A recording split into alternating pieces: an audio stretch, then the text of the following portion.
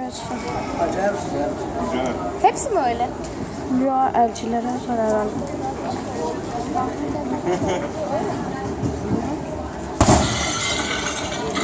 Ben tokadım. Zaten rekor abi. Bu rekor. 1190 Bu yaptım. rekor. Yok değil. Değil. 11.30. Yok olmadı. Yakında. 5 tane de. Aa, bu abi çok iyi oluyor. Tutsana çantayı.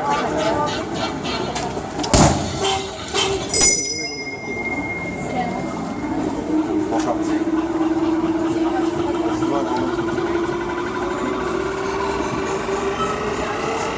Tokatla da iyi yaptım abi. Gerçekten öleceğim. Daha salla abi. Böyle. Ne var lan? Tokatla da yaptım.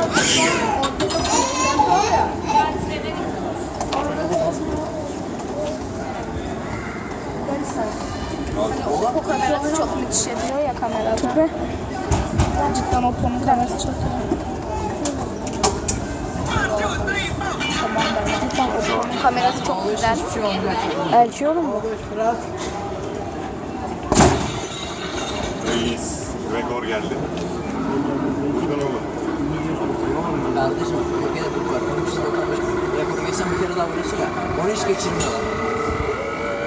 Geçtik abi. Hadi canım.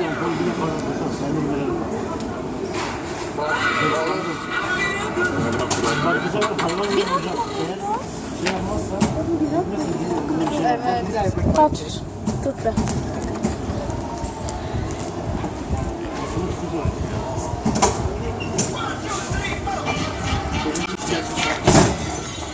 Kaka. Fırat önlüm mü var? Taktiğini buldum artık beleş hep dener. Abo.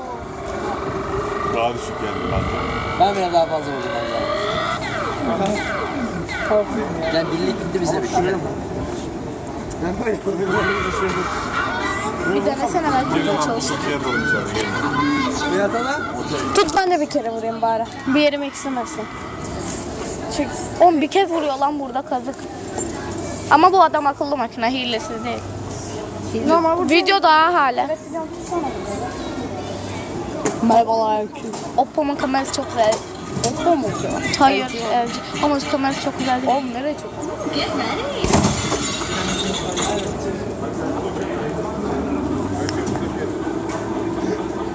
Bin çıkar. Kanka geride mi? Bunun sesi nereden açılıp kapanıyor? Bunun sesi şu arkadan.